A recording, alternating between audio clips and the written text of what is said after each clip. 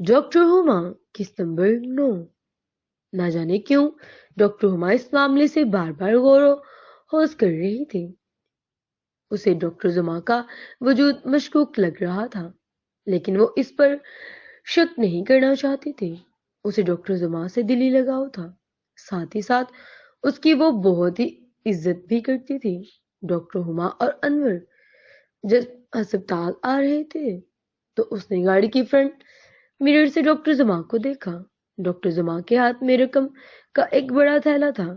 اس کے ہاتھ وہی کل والی کلثوم نامی عورت کھڑی تھی۔ وہ بڑی خوشی سے اس تھیلے کو پکڑ رہی تھی۔ اس عورت نے تھیلا پکڑتے ہی ڈاکٹر زما کے ہاتھوں کو چوما۔ ڈاکٹر زما نے انتہائی غصے سے اپنا ہاتھ چھڑایا۔ ڈاکٹر زما غصے سے لال پیلے ہو رہے تھے اور اس عورت کو انگلی کے اشارے سے کچھ سمجھا رہے تھے۔ ہما ان کی یہ ساری کارروائی دیکھ رہی تھی۔ اسے پھر سے اس عورت کے الفاظ یاد آ گئے جو اس نے کل ڈاکٹر ہما کے سامنے ڈاکٹر زما سے کہے تھے۔ یہ سب باتوں سے دل ہی دل میں سوچنے پر مجبور کر رہے تھے۔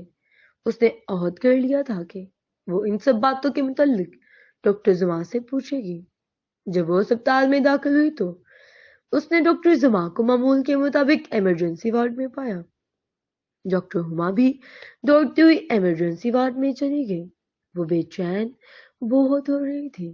اس نے ڈاکٹر زما کو انتہائی دل لگی کے ساتھ کام کرتا ہوا پایا تو وہ ایک بار پھر سے سوچ میں گم ہو گئی کہ کیا اسے ڈاکٹر زما سے پوچھنا چاہیے۔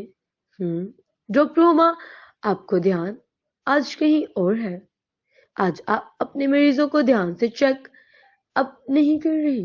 ڈاکٹر زما نے ڈاکٹر ہما کو مخاطب کر کے کہا۔ ڈاکٹر، اگر آپ برا نہ مانے تو کیا میں آپ سے بات کر سکتی ہوں؟ ڈاکٹر ہما انتہائی سنجیدہ ہو کر کہا۔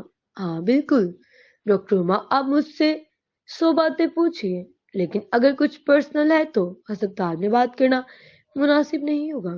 ڈاکٹر زما نے انتہائی ہوشیاری سے اس کے سامنے اپنی اس خواہش کا اظہار کیا کہ وہ اور ڈاکٹر ہما ہسپتال کی بجائے کہیں اور چلے جائیں۔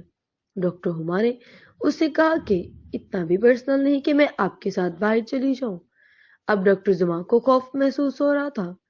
وہ جانتا تھا کہ ڈاکٹر ہما اس کے متعلق کچھ نہ کچھ تو جانتی ہے، لیکن وہ اس کے منہ سے سننا چاہتا تھا۔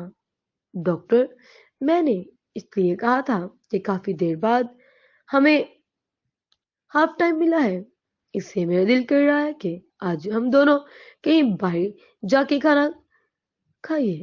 اس بہانے آپ نے جو مجھ سے پوچھنا ہوگا وہ بھی پوچھ لینا۔